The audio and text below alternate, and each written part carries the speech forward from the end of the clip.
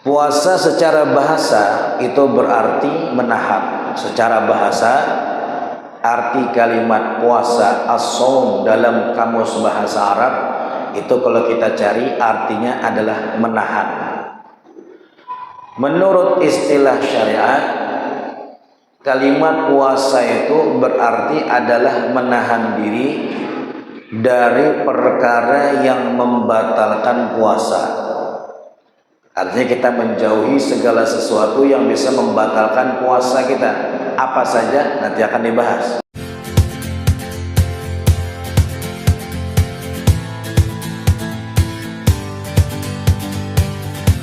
Assalamualaikum warahmatullahi wabarakatuh. Bismillahirrahmanirrahim. Alhamdulillahi rabbil alamin. Wa bihi nasta'inu ala umuri dunya waddin.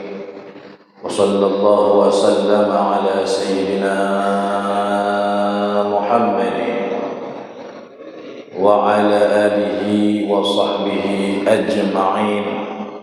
Subhanaka la ilma lana illa ma 'allamtana innaka antal alimul hakim. Rabbi shrah li sadri wa yassir li amri wahlul 'uqdatam min lisani yafqahu qawli bijahil nabiyyi wa alihi wa sahbihi amma ba'd. Alhamdulillah, puja dan puji syukur kita haturkan kehadirat Allah Subhanahu wa taala atas limpahan nikmat dan karunia yang Allah anugerahkan, Allah limpahkan, Allah curahkan kepada kita semuanya, yang mana dengan nikmatnya alhamdulillah kembali kita bisa bertemu lagi di masjid kita yang mulia ini, dalam majlis kita yang alhamdulillah telah menjadi rutinitas kita setiap bulannya. Kita berjumpa dan berkumpul bersama-sama. Mudah-mudahan perjumpaan kita dan duduknya kita bersama di masjid sekaligus majlis ini menjadikan semuanya asbab kita mendapatkan rahmat Allah Subhanahu wa taala, asbab kita mendapatkan keridhaan Allah, dan asbab kita mendapatkan ampunan Allah Subhanahu wa taala. Amin ya rabbal alamin. Salawat serta salam tidak lupa pula kita haturkan ke hadirat junjungan kita, kekasih kita, suri tauladan kita, baginda Nabi kita, Nabi besar Muhammad sallallahu alaihi wa ala alihi wa sahbihi wasallam, dan juga kepada keluarga Rasulullah, sahabat-sahabat Rasulullah, dan orang-orang yang meladani jalan baginda Nabi besar Muhammad sallallahu alaihi wa ala alihi wa sahbihi wasallam sampai hari kiamat nanti. Amin ya rabbal alamin. Hadirin dan hadirat jamaah yang dimuliakan Allah Subhanahu wa taala, alhamdulillah kita bisa menjalankan lagi majelis rutinan kita setiap bulannya di tempat yang kita cintai ini, di masjid yang insyaallah penuh dengan limpahan berkah Allah Subhanahu wa taala ini. Sebagaimana kita ketahui, apabila kita ingin melaksanakan satu ibadah, maka wajib bagi kita untuk mengetahui dan mempelajari tata cara di dalam mengerjakan ibadah tersebut. Barang siapa yang masuk di dalam satu ibadah tanpa dia mempelajari terlebih dahulu teorinya atau ilmunya, maka ibadahnya ditolak walaupun kebetulan betul dia mengerjakannya. Tapi tanpa didasari oleh ilmu, maka akan ditolak oleh Allah Subhanahu wa taala, sebagaimana yang dikatakan oleh ulama, wa kullu man bi ghairi ilmin ya'malu a'maluhu mardudatun la tuqbalu. Setiap amal yang dilakukan tanpa didasari ilmu, artinya dia mengerjakan tuh ikut-ikutan aja, ilmunya ndak ada, cuman ikut-ikutan aja. Walaupun kebetulan betul apa yang dia kerjakan tadi, maka itu ditolak dan tidak diterima oleh Allah Subhanahu wa taala. Berhubung sebentar lagi, ya kurang lebih sekitar seminggu lagi, karena lembaga Falakiyah itu mereka telah mengumumkan dan memutuskan bahwa puasa Ramadan kita akan dimulai hari Sabtu depan. Lembaga Falakiyah, ya, yang menghitung ilmu falaknya, bukan yang memantau hilalnya. Itu mereka telah mengumumkan bahwa Sabtu depan sudah hilal akan terlihat. Tapi tetap kita menunggu apa yang nanti hasil dari pemantauan hilal secara melihat ru'yah, secara metode ruqyah. Berarti intinya tidak lama lagi, sebentar lagi kita akan memasuki bulan Ramadan yang mana di dalamnya ada kewajiban untuk melaksanakan ibadah puasa. Maka datanglah kewajiban bagi setiap kita untuk menuntut ilmu cara mengerjakan ibadah puasa tersebut. Nah, ini yang dibagikan, yang pian pegang satu-satu yang ada di tangan pian ini adalah pembahasan secara ringkas tentang ibadah puasa. Jadi yang biasa kita baca di dalam kitab Risalah Jami'ah sesuai dengan majelis kita ini, kita stop dulu sementara, kita alihkan dalam pembahasan puasa ini, karena sama aja nanti bab puasa di kitab itu ya ini dia pembahasannya. Nah, cuman kan berhubung masih lama, jadi yang kita perlukan sekarang adalah puasa. Jadi puasa kita dahulukan dari bab-bab yang seharusnya sesuai urutan kita. Jadi insya Allah pengajian kita malam ini dan esok hari subuh insya Allah kita akan membahas apa yang pian pegang itu di tangan pian masing-masing. Jadi besok pagi subuh pian bawa lagi, ya pian bawa lagi. Yang ketinggalan kacamata, esok bawa kacamatanya.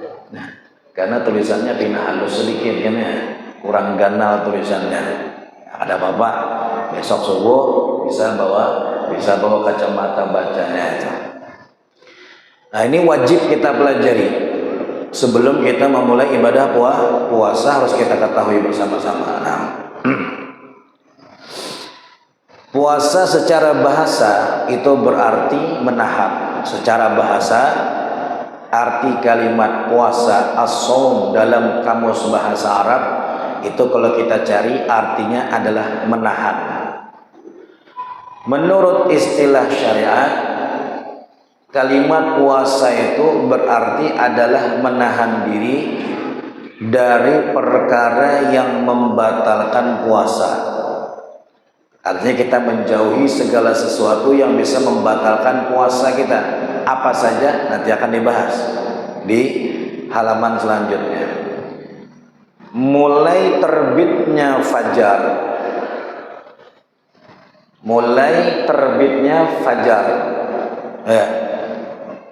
Fajar itu, terbitnya fajar itu pertanda masuknya waktu subuh. Terbitnya fajar itu adalah masuknya waktu subuh. Berarti orang itu berpuasa dari masuknya waktu subuh. Itulah mulai start dia berpuasa. Cuma karena kita ini tidak bisa memastikan masuknya waktu subuh itu, ya. Karena kita tidak bisa mengeker atau melihat fajar dengan kita sendiri tanpa ada ilmunya. Dan kalau kita berpatokan azan di masjid juga belum tentu pas. Karena ada orang itu jamnya lebih duluan dari yang lain misalnya, atau jamnya lebih terlambat dari yang lain. Atau ada mungkin yang bilalnya ke WC dulu, ya, agak terlambat datang. Jadi tidak bisa berpatokan dengan azan di masjid. Maka supaya berhati-hati dijadikanlah oleh para ulama kita ada yang namanya waktu imsak. Waktu imsak. Jadi waktu imsak itu bukan berarti kita puasa dari situ, tidak. Puasa itu dari masuknya waktu subuh. Nah, jadi waktu imsak itu apa? Waktu imsak itu adalah waktu untuk kita berjaga-jaga, untuk kita berhati-hati supaya jangan sampai kelewatan waktu terbitnya fajar. Waktu imsak itu biasanya 10 menit sebelum azan subuh. Nah, jadi kalau sudah imsak itu datang, sudah jangan lagi makan, jangan lagi minum, jangan lagi merokok dan segala macam hal-hal yang dilarang di dalam puasa. Sekali lagi, bukan berarti imsak itu waktu kita mulai puasa, tidak, tapi kita berhenti di situ untuk berjaga-jaga, takut kelewatan waktu fajar, akhirnya puasa kita tidak sah atau batal. Nah, jadi kalau sudah orang imsak itu sudah berhenti sudah. Itu biasanya suling imsak itu 10 menit sebelum azan. Nah, kalau kita di Yaman dulu itu 15 menit. Ada yang setengah jam sebelum azan malah. Ya. Jadi walaupun puasa itu dimulai ketika masuknya subuh, tapi tidak bisa kita berpatokan dengan azan subuh. Oh, belum azan, makan aja masih. Ya. Berapa? 2 menit lagi baru azan. Oh, kau aja sekali nambah lagi. Nah, jangan. Khawatirnya ya terlambat. Yang azan agak lambat sedikit misalnya, atau jam kita kelambatan. Nah, jadi jangan sampai itu terjadi. Jadi 10 menit duluan sudah berhenti sudah. Apalagi nih di dalam ilmu falak, ketentuan menentukan jadwal sholat itu biasanya ditunda 4 menit dari jadwal seharusnya yang aslinya. Itu orang bikin jadwal sholat begitu. Misal di jadwal tertulis sholat subuh jam 4.54 misalnya, jam 4 lewat 54 menit. Itu sebenarnya aslinya jam 4.50 subuh sudah masuk. Diundur 4 menit agar memastikan betul-betul subuh itu sudah masuk. Jadi kalau orang itu berhenti makan pas-pas ketika orang azan, itu sangat memungkinkan itu sudah terlambat 4 menit yang lalu sudah lewat. Nah, jadi kadang-kala kita mempaskan di masjid azan itu tidak bisa, mempaskan jadwal itu tidak bisa. Jadi memang puasa itu dimulai ketika masuknya waktu subuh, tapi untuk ngepaskan tidak bisa kita kesusahan, maka ambil spare waktu 10 menit sebelum itu ambil kita. Nah, mending kita seperti itu ketimbang puasa kita tidak sah. Paham kan? Nah, jadi mulai masuknya waktu fajar, yaitu masuknya waktu subuh, sampai terbenamnya matahari secara yakin. Ya, terbenamnya matahari secara yakin, yaitu terbenamnya matahari menunjukkan masuknya waktu maghrib, sholat maghrib. Jadi kita menahan itu semua dari fajar sampai terbenamnya matahari secara yakin. Harus yakin dulu baru buka. Jangan masih ragu-ragu, sudah kayaknya, tidak bisa kayaknya. Kayaknya sudah buka puasa nih orang. Nah, jangan nunggu yakin. Kalau sudah yakin baru bersegera buka puasa. Kalau belum yakin jangan. Karena kalau kita duluan sebelum memang betul-betul buka puasa, walaupun tinggal 1 menit saja, puasa kita batal, sia-sia yang seharian itu. Sebab belum waktunya berbuka. Dengan niat tertentu, itu definisi puasa. Apa dalilnya puasa? Harus ada. Orang beribadah itu harus ada dalil. Ya, apalagi ibadah wajib. Nah, dalilnya ada. Ini dalilnya. Di dalam Al-Quran firman Allah Subhanahu wa ta'ala surah Al-Baqarah ayat 183. Ya ayyuhalladzina amanu kutiba alaikumus shiyam kama kutiba alal ladzina min qablikum la'allakum tattaqun. yang artinya wahai orang-orang yang beriman, diwajibkan atas kalian berpuasa, wajib. Sebagaimana diwajibkan atas orang-orang sebelum kalian agar kalian menjadi orang yang bertakwa. Ini dalil kewajiban puasa. Ayat ini turun di tahun kedua Hijriah. Jadi 13 tahun Rasulullah tinggal di Mekah setelah diangkat menjadi Nabi dan Rasul, itu tidak ada perintah puasa Ramadan. Jadi tidak ada puasa Ramadan 13 tahun itu. Kemudian Nabi hijrah ke kota Madinah, dapat setahun, tahun pertama, kemudian tahun yang kedua baru ada kewajiban puasa Ramadan. Turun di bulan Sya'ban, ini seperti bulan kita sekarang ini, bulan Sya'ban turun perintah ini, ayat ini. Juga berbarengan dengan perintah zakat, ya, berbarengan dengan perintah zakat di tahun yang sama, di bulan yang sama. Turunlah perintah puasa ini, maka wajiblah orang-orang berpuasa. Tapi di awal-awal Islam dulu, awal-awal perintah ini turun ke tahun kedua Hijriah itu masih boleh milih. Yang mau puasa, puasa silahkan. Yang tidak mau puasa boleh tapi bayar fidyah. Bayar fidyah. Jadi boleh milih dulu zaman itu awal-awal. Jadi yang mana karetapi bisi baras atau gandum, ya mau kada mau puasa.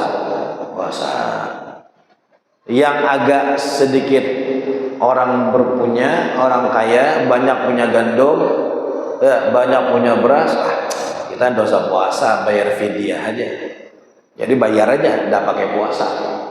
Nah, boleh milih dulu. Boleh milih. Jadi sebagian puasa, sebagian tidak. Sebagian bayar fidyah. Nah, kemudian itu dihapus. Hukum boleh memilih itu kemudian hari dihapus oleh Allah. Allah turunkan ayat yang selanjutnya apa? Faman syahida minkumus syahra falyasum. Barang siapa yang menemui bulan Ramadan maka puasa. Tidak ada pilihan lagi. Semuanya wajib puasa. Yang kaya, yang miskin, yang punya fidyah maupun yang tidak, sama-sama puasa. Tidak ada lagi dah. Boleh bayar aja tanpa puasa, tidak ada, dihapus. Jadi semuanya wajib puasa. Nah, itu disebutkan ya, puasa diwajibkan pada bulan Sya'ban tahun kedua Hijriah. Hikmah puasa, apa hikmahnya orang diwajibkan puasa itu? Yang pertama, menahan hawa nafsu, mengekang hawa nafsu yang ada di dalam diri kita. Dan ini kan ada hawa nafsu ya, ada hawa nafsu. Hawa nafsu itu, nafsu yang ada di dalam diri kita itu salah satu cara kita menekan dia dengan kita lapari. Jangan dikasih makan, jangan dikasih minum, jangan dikasih apa yang dia inginkan. Maka dorongan nafsu yang ada dalam diri kita akan berkurang. Nah, nafsu itu kan musuh kita. Setiap kita ini ada nafsu di dalam diri kita. Dan itu menjadi musuh paling besar kita. Kata Nabi dalam hadis, "A'da aduwika nafsuka allati baina jambayk." Musuh terberatmu adalah nafsu yang ada di dalam dirimu. Syaitan itu kecil aja. Nah, syaitan itu gampang. Pian berzikir, syaitan akan lari. Makanya syaitan itu, iblis itu, Allah katakan dia adalah al-khannas. Ya, al-khannas. Min syarril waswasil khannas. Apa khannas itu? Khannas itu adalah yang mendekat kalau orang itu tidak berzikir, dan dia akan menjauh kalau orang berzikir. Jadi syaitan itu dengan zikir ya, dia akan menjauh, tidak berani dia. Khannas. Tapi kalau nafsu dalam diri kita tidak mungkin keluar. Di dalam diri kita itu nafsu. Makanya dikatakan di dalam hadis, nafsu kita di dalam diri kita itu akhbath min sab'ina syaitan, lebih buruk dari 70 syaitan nafsu kita. Kenapa? Musuh dalam selimut. Tahu pian musuh dalam selimut? Musuh kita ini bila berhadapan ini engkau aja melawan. Amun mulai dalam selimut kayak apa melawan? Tusuknya gitu dalam selimut, udah. Arti musuh dalam selimut itu apa? Musuh yang paling ngerti tentang kelemahan kita. Itu musuh dalam selimut. Paham, jujur. Kelemahan kita apa, kekalahan kita apa, tahu dia. Itu nafsu. Itu agar kita bisa mengendalikan nafsu itu, salah satu caranya adalah dikasih lapar. Kasih lapar. Nih, ketika Allah menciptakan alam semesta ini, Allah ciptakan langit, Allah ciptakan bumi, Allah ciptakan lautan, Allah ciptakan daratan, Allah ciptakan binatang-binatang. Setiap kali Allah menciptakan makhluknya tadi, Allah akan tanya. Misal Allah ciptakan langit, Allah tanya, wahai langit, saya siapa? Maka langit akan menjawab, engkau adalah Allah Tuhan kami. Allah ciptakan bumi, Allah tanya, wahai bumi, saya siapa? Oh, engkau adalah Tuhan ciptaan kami, Tuhan yang menciptakan kami. Allah ciptakan pohon-pohon, gunung-gunung, semua ditanya dan dengan jawaban yang sama. Tapi ketika Allah menciptakan nafsu, Allah tanya, wahai nafsu, saya siapa? Apa ujar nafsu? Kamu, saya. Nafsu. Satu-satunya makhluk Allah yang berani menggugat kerajaan Allah, itu nafsu. Makanya kita ini satu di antara dua. Kalau kita ini bukan hamba Allah, kita hamba nafsu. Ada yang lain. Satu-satunya Tuhan yang disembah selain Allah adalah nafsu, hawa nafsu kita. Jadi kalau kita lihat ada orang nyembah patung, ada orang nyembah selain Allah, itu sebenarnya dia sedang ikuti nafsunya. Jadi muaranya tetap di nafsu.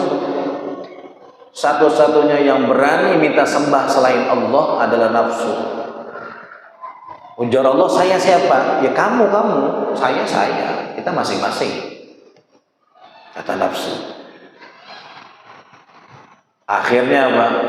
Allah jadikan nafsu yang Allah ciptakan tadi, Allah kasih dia kelaparan, dilapari sama Allah, dari kasih makan. Lapar sampai pada puncak laparnya nafsu tadi, Allah tanya ulang, nafsu, kamu tahu saya siapa? Baru dia mengatakan, engkau adalah Tuhan kami. Nunggu dilapari dulu, barunya mau nurut. Itu nafsu itu. Makanya itu tadi, salah satu cara untuk mengekang hawa nafsu adalah dengan cara puasa. Dilapari. Jadi kalau kita tuh tidak makan, bukan hanya tubuh kita aja yang lesu, nafsu di dalam diri kita lesu juga. Sama. Dia perlu makan juga nafsu itu. Bilanya dia tidak dikasih makan, dia lesu, mager, jarur kanakan ini. Topian mager, malas gerak. Jadi koler-kolernya menggoda kita itu agak malas-malas. Makanya jangan heran kalau bulan puasa itu kita beribadah lebih mudah dari bulan yang lain. Kenapa? Nafsu kita tekanannya kurang. Ada orang itu di luar bulan puasa, jangankan orangnya, sendalnya aja kada sampai ke masjid, apalagi manusianya. Tapi bila bulan puasa, masya Allah, ada di masjid. Kadang lebih duluan dari yang biasa ke masjid, tarawihnya, sholat subuhnya, zuhur, asar, berjamaah, maghrib, isya, tadarus dan segala macam. Jangan heran. Dorongan untuk malas beribadah di bulan Ramadan kurang. Karena nafsu tadi dilapari, lapar. Malas dia mau menggoda kita tuh malas. Malas bergerak. Jadi mudahlah orang beribadah di bulan puasa. Makanya bulan puasa kita disuruh banyak-banyak beribadah. Mumpung beribadah itu tidak susah. Itu. Suruh perbanyak beribadah mumpung ibadah itu tidak susah. Jadi salah satu hikmah pertama orang puasa adalah menahan hawa nafsu, mengurangi dorongan hawa nafsu. Apalagi pian puasa siang, malam makan seadanya. Ya, seadanya makan. Besok puasa lagi, malamnya sedikit aja lagi makan, tidak terlalu dipuas-puaskan. Maka itu selama 1 bulan, ya, pian akan menjadi orang yang berubah pasti. Karena hawa nafsu tidak hanya siang ditekan, sampai malam pun dia ditekan juga. Sampai sebulanan, wah terbiasa sudah. Pasti akan berubah, pian. Masalahnya kita ini siang kita lapari, malam kita kanyangi lebih dari biasanya gitu. Itu sudah. Jadinya tuh siang tertekan dia, malam bergerak lagi karena dimakani lebih banyak dari yang biasanya. Nah, itu masalahnya. Orang dulu bila habis hari raya berkurus karena mengurangi makan betul-betul. Siang dah makan, malam dikurangi. Kalau kita sekarang bulan puasa hari raya bergemuk. Wah, bergemuk pian inilah sukses. Itu ada sukses sebenarnya. Tidak sukses. Apabilanya sore-sore ke pasar Ramadan itu habis semua meja itu kari semua. Mulai gorengan, wadai bersumap, belum lagi ayam bakar, ikan bakar habis. Mulai yang dimakan pas buka puasa, sampai yang habis maghrib, sampai yang menjelang isya, sampai yang habis tarawih, sampai menjelang sahur. Waduh, ini dah kita nih. Jadi kita tuh usaha kita tidak maksimal di bulan Ramadan ini. Kalau kita ngikuti itu, siang kita tidak makan sama sekali, malam makan sedikit aja, masih disuruh lapar juga, masih tidak terlalu kenyang. Besok lagi terus selama 1 bulan. Ini akan tampak kelihatan perubahannya.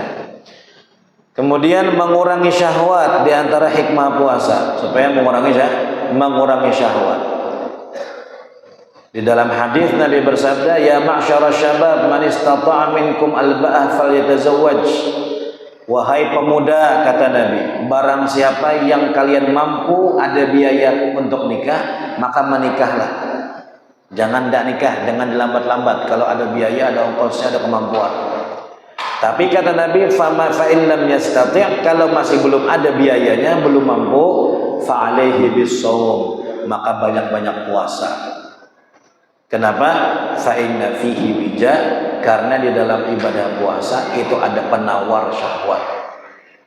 Nah, penawar hendak kawin, tidak ada duitnya masih, belum ada ongkosnya. Ya sudah, ditahan syahwat tadi dengan berpuasa. Jadi puasa itu mengurangi syahwat. Kapan puasa itu bisa mengurangi syahwat? Kalau sudah terbiasa. Kalau baru-baru, wah, syahwat tambah naik tuh. Hari pertama puasa, hari kedua itu belum. Bukannya syahwat kita berkurang, malah tambah naik. Hari pertama, hari kedua, hari ketiga. Makin kita puasa, makin hendak makan ini, makan itu. Wah, pokoknya harus buka puasa. Es teler, es campur, es teh, air es, wah, harus lengkap tuh pokoknya. Hari pertama. Hari kedua begitu masih. Hari ketiga masih. Coba sudah hari ke-10 mulai berkurang. Syahwatnya baru mulai terkendali. Hari pertama, kedua harus buka ini, harus sahur ini. Tapi sudah hari ke-10 ke atas itu sembarang aja dah. Apa aja buka pokoknya. Sahur barang aja. Kadang-kadang malah kita malas sahur, minum aja. Dah repot lagi dah harus sahur itu. Karena sudah berjalan. Jadi syahwat ini akan berkurang dengan puasa kalau sudah beberapa waktu berlalu. Kalau masih pertama, kedua, ketiga malah tambah naik tuh syahwat. Jadi jangan bingung. Kemudian memberikan pelajaran bagi si kaya untuk merasakan lapar sehingga menumbuhkan rasa kasih sayang kepada fakir miskin. Nah, jadi salah satu hikmah puasa biar kita itu tahu bagaimana rasanya orang ingin makan sesuatu tapi tidak bisa dia makan. Nah, biar tahu. Ada orang fakir miskin jalan lewat di hadapan warung makan. Aduh, pengen makan itu, tapi apa daya duitnya kada ada. Akhirnya kada jadi, ya lewat aja. Padahal pengen betul. Nah, kita tidak tahu rasanya begitu kayak apa. Karena kita pengen, kita tukar aja, ada duitnya. Nah, Allah paksa kita untuk bisa merasakan itu. Walaupun duit kita ada, Allah tidak ngasih, tidak boleh. Jadi pas kita lewat di hadapan warung makan siang-siang, pengennya ya makan itu, tapi puasa tidak boleh sama Allah. Akhirnya lewat. Nah, tuh itu rasanya. Orang yang pengen makan tapi tidak bisa.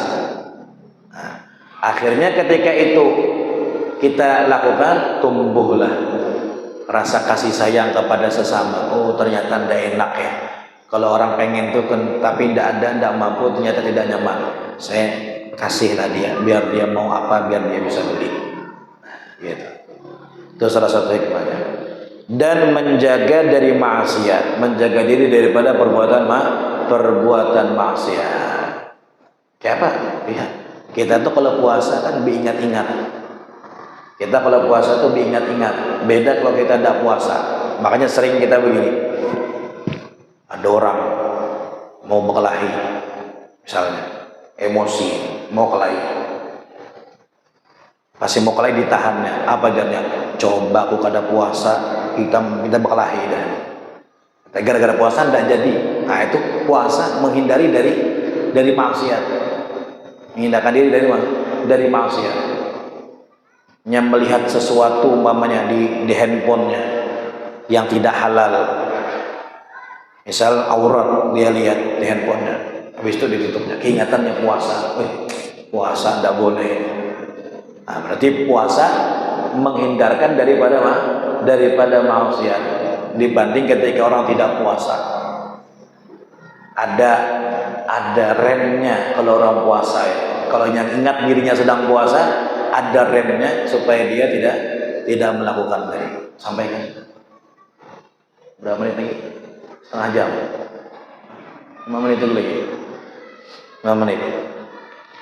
Syarat sah puasa apa saja syarat supaya orang itu sah puasanya? Yang pertama Islam, jelas, alhamdulillah kita Islam semuanya. Yang kedua berakal, harus orang yang berakal. Kalau orang tidak berakal maka tidak wajib puasa. Seandainya dia puasa pun tidak sah, karena syarat sahnya harus orang yang berakal. Yang ketiga bersih dari haid dan nifas, khusus perempuan, tidak dalam keadaan haid, tidak juga dalam keadaan nifas. Kemudian yang keempat mengetahui waktu diperbolehkan untuk berpuasa. Nah, berarti tidak sah puasa orang yang kafir, tidak sah. Orang gila walaupun cuma sebentar. Ada orang dia puasa jam 10 kumat gilanya. Ada orang penyakit bisa gila. Sallallahu alaihi wasallam kumat walaupun cuma sebentar puasanya batal.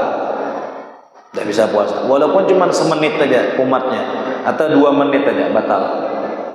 Karena puasanya batal. Perempuan haid atau nifas dan puasa di waktu yang diharamkan berpuasa seperti hari raya atau hari tasyrik itu tidak sah. Adapun perempuan yang terputus haid atau nifasnya sebelum fajar, ada perempuan dia haid tapi darahnya sudah terputus, malam sudah putus. Cuman dia belum mandi bersih. Bagaimana hukumnya? Boleh berpuasa. Yang penting darahnya sudah terputus, silakan. Mandinya mau nanti subuh atau setelah subuh silakan, tidak ada masalah. Yang penting darahnya sudah terputus, niat aja sudah. Aku niat puasa besok hari, boleh. Nah, dibolehkan. Syarat wajib puasa apa saja? Siapa saja orang yang wajib berpuasa? Nih, yang pertama Islam, jelas. Islam, orang Islam itu wajib berpuasa. Yang kedua mukallaf. Mukallaf itu balik dan berakal. Ya. Balik dan berakal. Jadi harus balik. Kalau ada orang yang belum balik, kemudian dia berpuasa, maka tidak sah. Harus anak yang sudah balik. Kalau kita yang tua-tua ini nyata balik sudah, kadang balik lagi, bolak-balik kalau kita yang tua-tua ini sudah kalahan pada balik, kadang luarsa sudah. Kebanyakan baliknya kalau yang tua-tua ini. Balik dan berakal, dia sehat akalnya, itu namanya mukallaf. Yang ketiga, mampu mengerjakan puasa.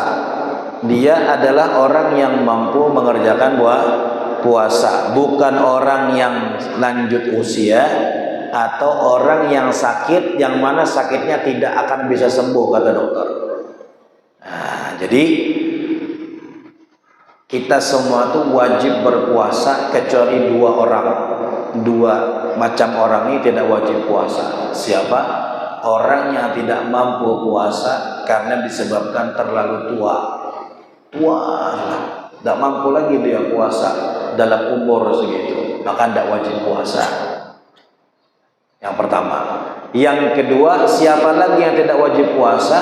Orang yang sakit, ada penyakitnya, dan penyakitnya ini tidak membuat dia boleh berpuasa. Artinya dokter, kami harus makan obat, tidak bisa tidak makan obat tiap hari, harus pagi, siang, sore misalnya, otomatis tidak bisa puasa dia. Dan penyakitnya ini tidak ada harapan sembuh, kada bakal sembuh sudah sakitnya ini, akan terus bersama dia sampai dia tutup usia misalnya. Maka dua orang ini tidak wajib puasa. Orang yang tidak mampu puasa karena terlalu tua, dan orang yang tidak mampu puasa gara-gara dalam keadaan sakit yang kata dokter dia tidak akan bisa sembuh dan tidak boleh puasa. Jadi dua orang ini boleh langsung bayar fidyah saja. Selain dua orang ini tidak boleh diganti dengan fidyah, wajib puasa titik. Tidak berlaku bayar fidyah kecuali sebagai denda bisa. Kecuali sebagai denda bisa. Nah, terakhir, insyaallah pertanyaannya nanti di subuh yang mau bertanya. Mukim, apa mukim? Mukim itu lawannya musafir. Nah, jadi kalau orang itu mukim, maka wajib dia berpuasa. Kecuali orang yang musafir. Nah, kalau dia orang yang musafir, misal pian akhir Ramadan mudik ke Banjar, mudik ke Sulawesi, mudik ke Jawa misalnya, atau mudik ke luar kota, atau mudik ke Samarinda juga misalnya, seandainya ya Samarinda atau ke Balikpapan, yang penting itu keluar kota, keluar batas kota, berarti dia musafir. Nah, boleh orang musafir itu tidak puasa kalau keluar dari batas kota sebelum subuh, sebelum adzan subuh, boleh dia tidak puasa. Tapi kalau keluar batas kotanya itu setelah subuh, ya perbatasan lewatnya sudah jam 6 setelah subuh, maka tidak boleh tidak puasa, wajib puasa. Maksudnya gimana? Gini, kalau orang yang keluar batas kota itu sebelum subuh, boleh dia tidak puasa dari awal, tidak puasa, tidak apa-apa. Memang saya tidak puasa besok, boleh. Tapi kalau keluar batas kotanya setelah subuh, maka dia tidak boleh untuk tidak puasa dari awal. Puasa dulu sampai dia tidak mampu lagi puasa, baru boleh buka. Jadi tidak boleh langsung tidak puasa. Kalau keluarnya setelah subuh, harus puasa dulu semaksimal dia bisa. Kalau dia sampai, alhamdulillah. Kalau tidak sampai, mabuk misalnya, tidak kuat, harus minum obat anti mabuk, nah, sudah, silahkan berbuka, tapi puasa dulu. Nah, kalau mau tidak puasa dari awal, usahakan keluar batas kotanya sebelum adzan subuh. Boleh yang dari awal kada puasa, kada apa-apa. Allah alam bisawab. Insyaallah akan kita lanjutkan di pertemuan selanjutnya di pengajian kita ba'da subuh. Yang mau bertanya silahkan ditulis pertanyaannya, diingat-ingat besok ditanyakan. Kalau kita bisa menjawab, kita langsung jawab. Bila kada bisa, ya mencari sama-sama jawabannya kan gitu. Jadi PR insyaallah akan kita jawab di pertemuan kita yang selanjutnya insyaallah. Mudah-mudahan panjang umur, sehat walafiat. Allah Subhanahu wa taala berkahi waktu kita, Allah berkahi ilmu kita, Allah berkahi majelis kita. Allah Subhanahu wa taala kabulkan segala hajat keinginan kita. Allah ampunkan segala dosa-dosa kita. Amin ya rabbal alamin. Amin ya rabbal alamin. Ala hadhihi niyyah wa kulli ma nabi sallallahu alaihi wasallam ila hadratin Nabi Muhammad sallallahu alaihi wasallam. Al-Fatihah.